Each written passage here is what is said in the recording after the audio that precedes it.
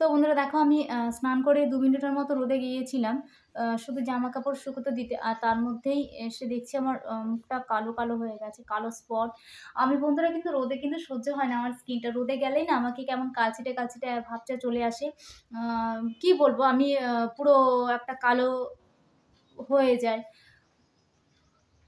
কিন্তু রোদে তো বেরোতেই হবে বলো? রোদে তো সবকিছু কাজ তো আমাকে রোদেই যেতে হয়। যেহেতু আমি নিজেকে স্কুলে যেতে হয়, সেটাও আমাকে রোদে যেতে হয়। অথবা অথচ ছাতা থাকে, তবুও যেন মুখটা আমার কেন এরকম কালো, কালো ভাব চলে আসে আমি বুঝতে পারি না। মেক্সিমামই লোককে দেখি রোদে ছাতা ছাড়াও এমনিতে হাঁটে, কিন্তু তাদের এরকম হয় না। কিন্তু আমার স্কিনে বড্ড সমস্যা হয়, জানো তো?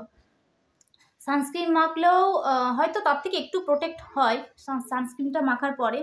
তো এখন তো সানস্ক্রিন মাখিনি, কালো, কালো ভাবটা চলে আসে। আমি রোদে গেলেই আমার মুখটা একদম পুরো মানে ঝলসে যায়। একদম পুরো মানে কি বলবো? একদম কালো, কালো হয়ে যায়। কালো স্পট, তারপর হচ্ছে কি ছোট, ছোট দানা, দানা বেরিয়ে যায়। তো চলো ফাইনালি যেই জিনিসটার জন্য তোমরা এতক্ষণ আমার ভিডিওটা দেখছো, ওয়েট করছো, তো ফাইনালি সেই জিনিসটা আমি তোমাদের সাথে শেয়ার করতে চলেছি। তো বাবা ওইটা ভেতরে আছে, হ্যাঁ ওইটা তো সামনে।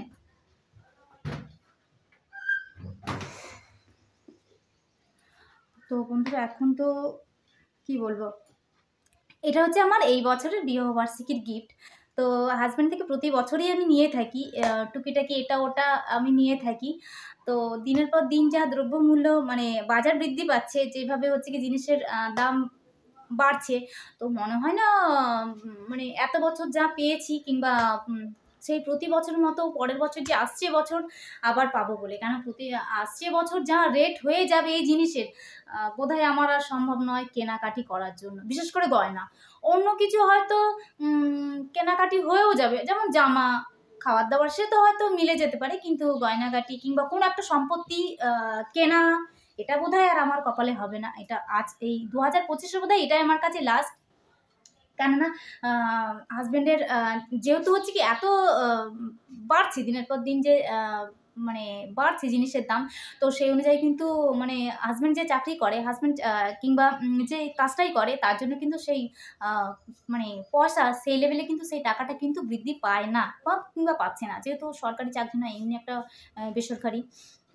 তো জানি না কতদিন এই জিনিস মানে কতদিন হাজবেন্ডের কাছ থেকে কিভাবে এই জিনিসটা এই জিনিসগুলো দিনের পর দিন হয়, মানে বছরে বছরে তো একটাই দিন, সেই একটাই দিনে বিশেষ বিশেষ দিনে, সেই বিশেষ দিনে বরের কাছ থেকে পাওয়া গিফট, মানে একটা বিবাহবার্ষিকীতে, প্রতি বছর বিবাহবার্ষিকীতে আমি যা কিছু নিয়েছি হাজব্যান্ডের কাছ থেকে, সেটা ছোট হোক বড় হোক, তার কাছ থেকে আমি সেই জিনিসটা পেয়েছি। কিন্তু 2025 অব্দি হয়তো পেয়েছি, কিন্তু 2026-এ গিয়ে সেই জিনিসটা তার কাছ থেকে পাবো কিনা আশা করা যাচ্ছে না। তো যাই হোক, আমি ফাইনালি সেই জিনিসটা তোমাদের সাথে আমি শেয়ার করে দিচ্ছি। অনেকক্ষণ তোমাদের সাথে বকবক করে ফেলেছি, তো চলো।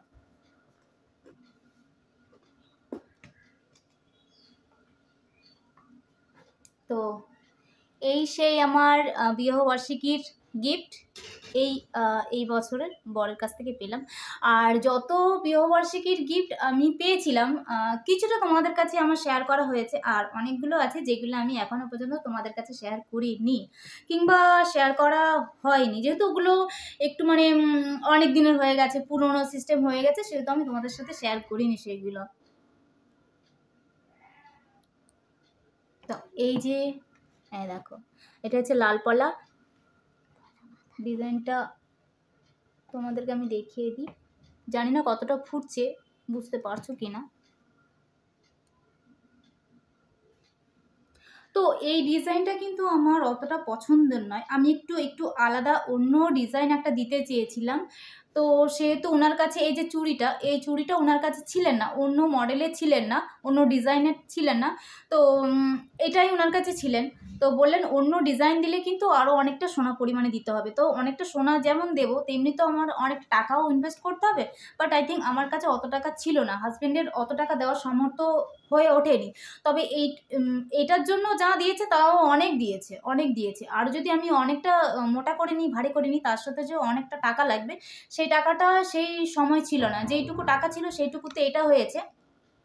তো অন্য ডিজাইন হয়তো বা করলে হয়ে যেত। হয়তো বা চেষ্টা করলে হয়ে যেত, কিন্তু সেই সময় আমি চাইনি যে মানে ওকে বিপদে ফেলে আমি আর একটু করে বেশি করে নিই, মোটা করে করি, সেটা আমি চাইনি। তো এটাই করেছি।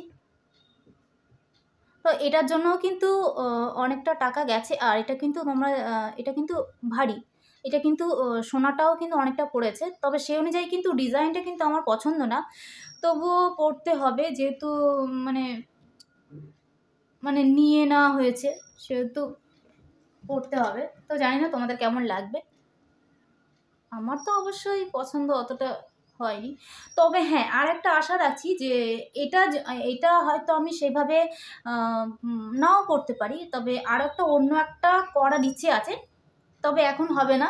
আম, এখন তো এটা যেন কি মাস, আচ্ছা এটা এপ্রিল মাস, এপ্রিল মাসে হবে না।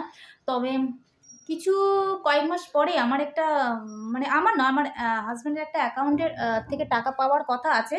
তবে সেই টাকাটা যদি পাই, আমি বলেছিলাম এটা দিয়ে দেবো, এটা আমি করবো না, এটা সেই আমি চেঞ্জ করিনি।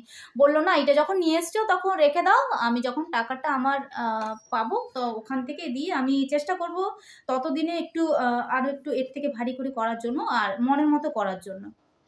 তো জানি না সেই টাকাটা কবে পাওয়া যাবে, মানে পাওয়া যাবে একটা ম্যাচুরিটি তো থাকেই, তবে সেই সময়ের মধ্যে পাবো কি না সেটাও একটা কথা। তো কেমন হয়েছে তোমাদের জানিও, আমার তো মোটেও পছন্দ নয়।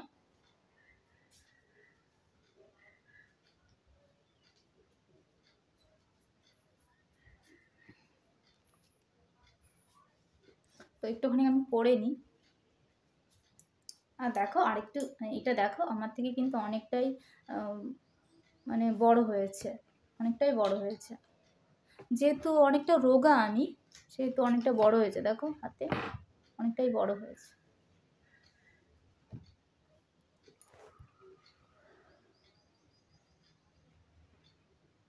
তো এটাই ছিল আমার 2025-এর বিবাহবার্ষিকীর। তো বিবাহবার্ষিকী করলে কি বলো তো, করলে করা যায়, কিন্তু করি না, কখনো সেভাবে করিনি। হয়তো কখনো একটা কেক এনে রাত্রিবেলা হয়তো কাটা হয়েছে, কিন্তু সেভাবে কোনো অনুষ্ঠান করা হয়নি। আর যেহেতু আমি মানে বছরের প্রত্যেকটা বছরেই আমি গয়না নিয়ে নিই, তো সেহেতু আর বিবাহবার্ষিকী করা হয় না। তবে ইচ্ছে আছে কখনো একটা বড়সড় একটা মানে অনুষ্ঠান করার।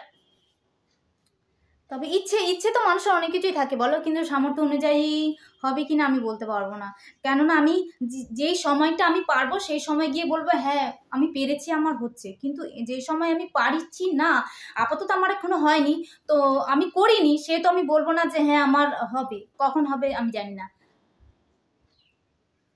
তো তো যাই হোক, এটাই ছিল আমার গিফট বিবাহবার্ষিকী, বরের কাছ থেকে পাওয়া এই গিফটটা। আমার যে তোমরা দেখেছো শাঁখা শাঁখা বাঁধানো, ও শাঁখা বাঁধানো তো আছেই, সেটার সাথে আমার কিন্তু লাল পলা ছিল না, এই লাল পলাটার অভাব ছিল। আর লাল পলা কিন্তু বিয়েতে বাবা দিয়েছিল আমাকে, আমি সেটা ইয়ে করে দিয়েছিলাম, সেই ডিজাইনটাও কিন্তু আমার পছন্দ ছিল না, সেহেতু আমি ওটা চেঞ্জ করে একটা আংটি নিয়ে নিয়েছিলাম, সেটাও আছে। কিন্তু সেই জিনিসটা তো আর নেই, যেহেতু সেই পুরোনো দিনের বাবার স্মৃতিটা আমার কাছে আর নেই। তো টাটা বন্ধুরা, তোমরা সবাই ভালো থেকো, আমি তোমাদের অনেকটা সময় নষ্ট করেছি, থ্যাংক ইউ, তোমাদেরকে অসংখ্য ধন্যবাদ যে আমার ভিডিওটা তোমরা এতক্ষণ ধরে দেখছো। টাটা। তো বন্ধুরা, আমি তোমাদেরকে একটুখানি ব্যাক ক্যামেরা করে দেখিয়ে দিচ্ছি, তোমরা জিনিসটা দেখে নাও। তবে ভালো করে বোঝা যাচ্ছে না এইটুকু বলতে পারবো, ডিজাইনটাও ভালো করে দেখাতে পারছি কি না জানিও তোমরা। তো এটাই ছিল আমার এই বছরের পাওয়া গিফট। Thank you.